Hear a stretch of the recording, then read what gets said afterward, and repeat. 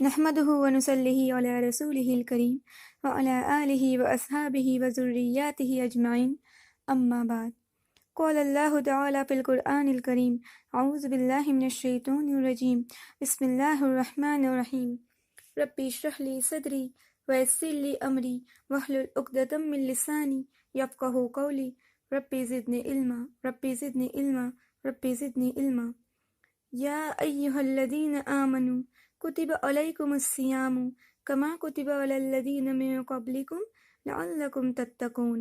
عزیز ماں اور بہنیں، السلام علیکم ورحمۃ اللہ وبرکاتہ۔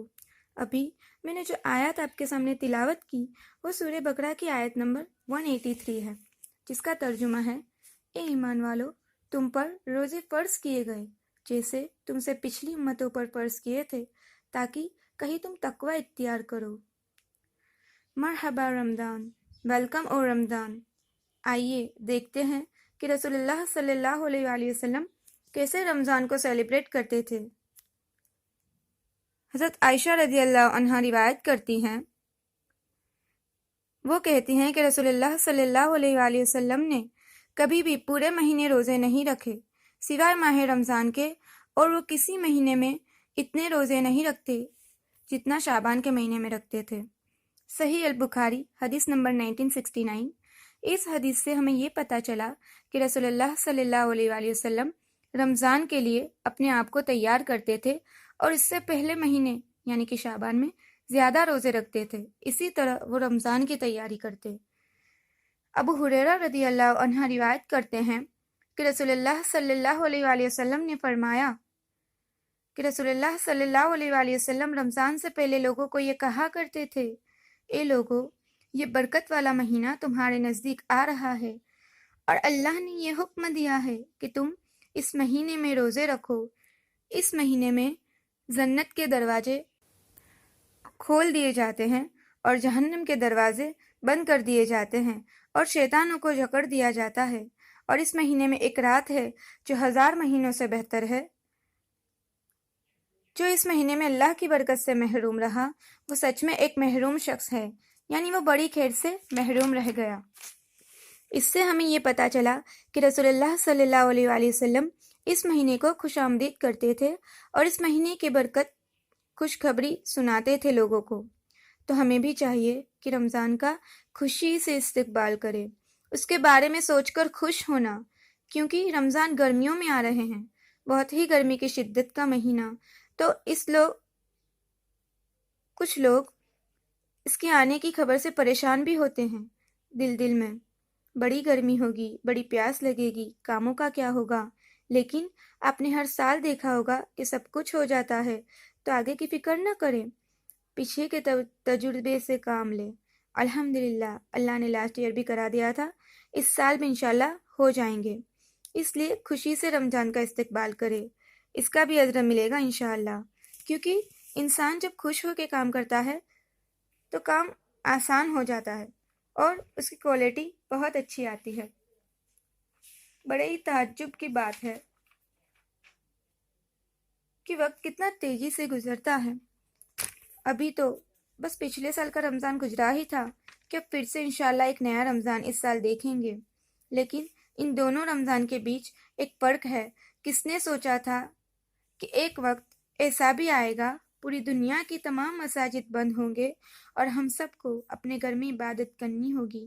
لیکن یہ اللہ کا پلان ہے، اور اللہ جو بھی پلان کرتے ہیں وہ بہترین ہی ہوتا ہے۔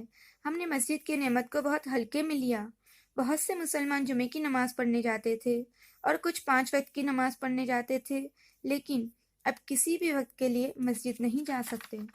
بالکل یہ بات صحیح کہی گئی ہے کہ ہم کسی چیز کی قیمت تبھی جانتے ہیں جب ہم اسے کھو دیتے ہیں۔ مشکل تو بہت ہے، لیکن ہمیں امید نہیں کھونی چاہیے، اور اللہ سے دعا کرنی چاہیے کہ اے اللہ اس بلا کو ہم سے دور کر دیجئے اور ہمیں نیک لوگوں میں شامل فرمائیے۔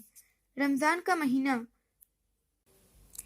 گھروں کے حدود میں رہ کر بتانا ایک بالکل ہی نیا تصور ہے، تقریباً سبھی مسلمانوں کے لیے، یعنی جو ہم سے پہلے ہیں اور جو اس جنریشن کے ہیں، ان کے آس پاس ایسا کبھی نہیں ہوا کہ مسجدیں بند ہو گئی ہو اور ساری دنیا جیسے ایک ساتھ رک گئی ہے۔ اس صورتحال میں ہمیں اپنے وقت کا فائدہ اٹھاتے ہوئے اپنے رمضان کو بہترین طریقے سے گزارنا چاہیے، بھلے ہی ہم گھر پہ ہوں۔ تو اس کے لیے کچھ چیزیں ہم بتائیں گے انشاءاللہ، جن کو فالو کر کے ہم ایک بہترین رمضان گزار سکتے ہیں۔ سب سے پہلے ہمیں رمضان سے پہلے تیاری کرنی ہے، ایک ٹارگیٹ بنانا ہے۔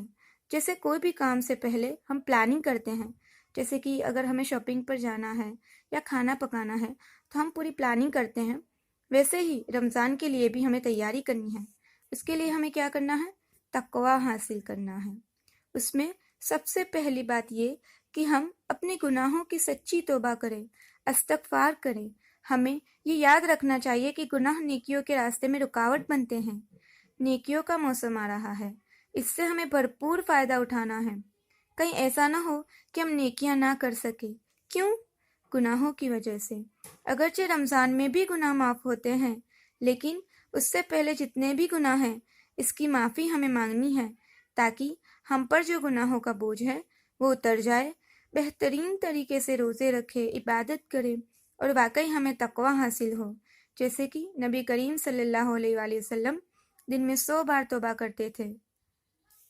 اس کے بعد توحید کے بارے میں جاننا ہوگا اور شرک کے بارے میں، کیونکہ یہ چیزیں بہت زیادہ ضروری ہے جاننے کے لیے۔ اگر ہماری عبادتوں میں شرک ہوگا تو وہ پوری طریقے سے ضائع ہو جائے گی۔ دوسرا کہ ہم سب کو چاہیے کہ ہم اللہ کے بارے میں جانیں، اللہ کے بہترین خوبصورت ناموں کو پڑھے، اس کو یاد کرے، اللہ کی صفات کو پڑھے، کیونکہ ایسا کرنے سے ہماری عبادت میں جو کوالٹی ہے وہ بڑھے گی۔ جب ہم یہ جان لیں گے کہ ہم کس کے لیے عبادت کر رہے ہیں، اس کو ہم حاصل کر سکتے ہیں سب سے پہلے قرآن پڑھ کے، اس کے میننگز میں غور و فکر کر کے، تفسیر پڑھ کے، اہل علم سے پوچھ کر۔ اللہ سبحانہ و تعالیٰ نے اس مہینے میں ہمارے لیے قرآن مجید نازل فرمایا، جس کے بارے میں اللہ تعالیٰ فرماتے ہیں، کہہ دیجئے کہ اللہ کے فضل اور اس کی رحمت سے چاہیے کہ اس پر خوش ہو جائے، وہ ہر اس چیز سے بہتر ہے جسے لوگ جمع کر رہے ہیں۔ یعنی کہ قرآن ہر چیز سے بہتر ہے جسے لوگ جمع کر رہے ہیں۔ تو الحمدللہ آپ سب اس چیز سے واقف ہیں کہ سب سے زیادہ ہمارا تعلق قرآن مجید کے ساتھ رمضان میں ہی ہوتا ہے۔ دیکھیے، یہ ایک سوچنے کی بات ہے کہ اللہ نے ہمیں فرصت دی ہے کہ ہم باہر نہیں جا سکتے، نکل نہیں سکتے، مسجدوں پہ تالے لگا دیے گئے ہیں، حرم شریف بھی بند ہے، نبی کریم صلی اللہ علیہ وآلہ وسلم کی مسجد نبوی بھی بند ہے۔ تو ہمیں کیا کرنا ہے؟ اس کا ہمیں یہ فائدہ اٹھانا ہے کہ ہم زیادہ سے زیادہ قرآن کو سمجھ کے پڑھیں۔ ہمارا ادب یہ بالکل بھی نہیں ہونا چاہیے کہ ہم بس جلدی جلدی قرآن کو رمضان میں ختم کر لیں، یعنی کہ صرف یہ نیت سے نہیں کہ رمضان کو قرآن کو ختم کر لے جلدی جلدی، بلکہ اصل گول یہ ہونا چاہیے کہ ہم اس کو سمجھیں تاکہ ہم اس کو اپنی زندگی میں عمل کر سکیں۔ پھر اور کیا تعلق ہونا چاہیے قرآن سے ہمارا؟ کہ ہم قرآن کو حفظ کریں، اسے یاد کریں، جیسے کہ سورہ بقرہ کا آخری رکوع ہے، سورہ آل عمران کا آخری رکوع ہے، سورۃ الکہف کی پہلی 10 آیتیں ہیں، سورہ ملک ہے، سورہ یاسین ہے، سورہ رحمان ہے۔ اسی طرح ہمیں اپنا ٹائم قرآن سیکھنے میں اور سمجھنے میں لگانا چاہیے۔ اس کے بعد ہمیں 5 وقت کی نماز جب تک مسجد بند ہے گھر میں پڑھنی چاہیے، جماعت کے ساتھ، یعنی اپنے گھر والوں کے ساتھ۔ تراویح کی نماز بھی پڑھنی چاہیے۔ اگر ایک شخص نے قرآن کو حفظ کر لیا ہے یا اس کا کچھ حصہ حفظ کر لیا ہے تو وہ اسے پڑھے، نہیں تو وہ چھوٹی سورتوں کو بھی پڑھ لے۔ پھر صبح اور شام کے اذکار پڑھے اور دوسرے وقتوں میں بھی خوب ذکر کرے۔ اس مہینے میں خوب زکوٰۃ صدقہ دے اور غریب مساکین کی مدد کرے، کیونکہ اس وقت ان کی مدد کرنا بہت ضروری ہے، خاص طور سے ان لوگوں کی جو بھوکے ہیں۔ ہمیں صرف مالی طور پر بھی نہیں بلکہ کھانا دے کر، کپڑا دے کر اور بھی کئی طریقے سے ان کی مدد کرنی ہے۔ اس طرح اسلام کے علم کو پھیلانا ہے، چاہے کسی بھی طریقے سے، یعنی دوسروں کو پڑھا کے یا سوشل میڈیا پہ چیزوں کو شیئر کر کے۔ یہ بھی انشاءاللہ ہمارے لیے ایک صدقہ جاریہ بنے گا۔ خود بھی علم حاصل کرے رمضان کے بارے میں اور دوسروں کو بھی سکھائیں۔ ہمارا ٹارگٹ یہی ہونا چاہیے کہ ہمیں تقوی حاصل کرنا ہے۔ اس کے بعد سب سے اہم چیز کہ ہمارے جو بھی پچھلے سال کے قضا روزے ہوں وہ پورے کر لینے چاہیے۔ یہ ہم پر ایک قرض ہے، اپنا قرض ادا کر کے رمضان میں داخل ہونا ہے انشاءاللہ۔ جیسے کہ حج پہ جانے سے پہلے ہم اپنا سارا قرض جو چھٹا ہوا ہے اسے چکا دیتے ہیں، اسی طرح رمضان میں بھی ہم اپنے قضا روزے پورے کر کے انشاءاللہ داخل ہونے کی کوشش کریں گے۔ رمضان آنے سے پہلے اپنے سارے کاموں کو نپٹا لیں، جیسے کہ گھر کی صفائی ہے، شاپنگ ہے، اور رمضان کے لیے کچھ ایسی آئٹم جو ہم آسانی سے اس کو فریز کر سکتے ہیں، اس کو سٹور کر سکتے ہیں، پہلے سے بنا لیں تاکہ ہمارا جو ٹائم ہے وہ سارا کا سارا کچن میں ہی نہ چلا جائے، اور بھی وہ سارے دیگر کام جو آپ کی عبادتوں میں رکاوٹ ڈالتے ہیں ان کو پہلے سے ہی نپٹا لیں۔ دیکھیے، اپنے رمضان کے مہینوں کو باقی کے مہینے کی طرح ضائع نہیں کرنا ہے۔ اٹس این اپرچونٹی، زیادہ سے زیادہ فائدہ حاصل کرنا ہے۔ ہم کچن میں بھی کام کرتے کرتے ذکر کر سکتے ہیں اللہ کا۔ اس کے بعد ایک کام ہمیں یہ کرنا چاہیے کہ ہم روٹین کی زندگی میں جو بھی عمل کرتے ہیں، مثلا نماز ہے، نماز میں ثنا ہے، الحمد ہے، اس کے بعد کی جو صورتیں ہیں، اس کے بعد التحیات ہے، ان سب کے میننگز کو جانیں کہ ہم آخر اللہ سبحانہ و تعالیٰ سے کیا باتیں کرتے ہیں۔ اس کے بعد مسنون دعائیں ہیں، اس کے ترجمے سیکھیں۔ دیکھیے، نبی کریم صلی اللہ علیہ وآلہ وسلم نے ہمیں جو دعائیں سکھائی ہیں وہ دعاؤں کا اہتمام کریں۔ انہوں نے ہمیں کسی بھی موڑ پر اکیلا نہیں چھوڑا ہے، ہر چیز کی دعا سکھائی ہے۔ تو وہ دعائیں جو نبی کریم صلی اللہ علیہ وآلہ وسلم نے ہمیں سکھائی ہے اس کا عربی بھی جانیں اور اس کا ترجمہ بھی جانیں۔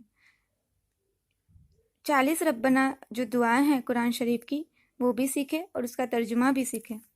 اس کے بعد ایک کام یہ بھی ہے کہ اپنا احتساب لیں، اپنے اندر کی جو برائیاں ہیں، کمیاں ہیں، اس کو پہلے جانیں اور اس کو دور کرنے کی کوشش کریں۔ کہا جاتا ہے کہ اگر کوئی انسان 21 دن تک لگاتار کوئی ایک عمل کرتا ہے تو اسے اس کی عادت ہو جاتی ہے۔ تو ہمیں بھی اپنے اندر جتنی بھی برائیاں ہیں برائیوں کو دیکھنا ہے، اسے جاننا ہے اور اسے دور کرنے کی کوشش کرنی ہے، اسے دور رہنا ہے انشاءاللہ عزیز۔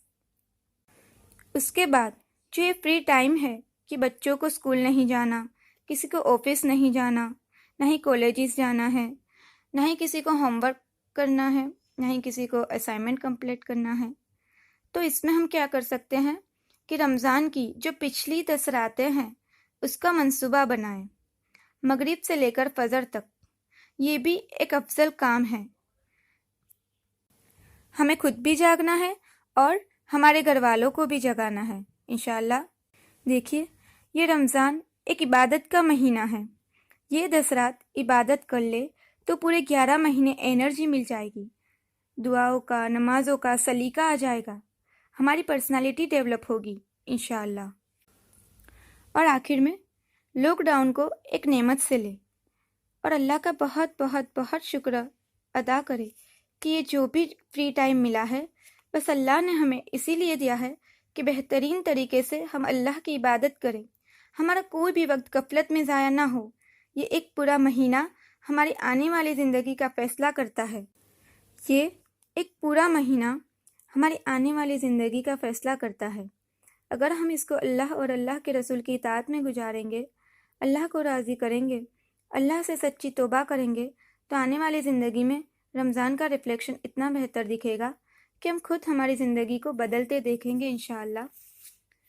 تو میری آپ لوگوں سے ایک گزارش ہے کہ رمضان کو عام مہینوں کی طرح نہ لیں، یہ ہمارے لیے ایک اپرچونٹی ہے جس کے اندر ڈوب کر ہمیں اللہ کا رنگ اختیار کرنا ہے انشاءاللہ۔ اللہ ہمارے روزے کو، عبادتوں کو قبول کرے اور ہم سے ہماری پریشانیوں کو اور وبا کو اور بلا کو دور کرے، آمین۔ وآخر دعوانا ان الحمد للہ رب العالمین۔ سبحان اللہ وبحمدہ، سبحانک اللہم وبحمدک، اشہد ان لا الہ الا انت، استغفرک واتوب الیک۔ السلام علیکم۔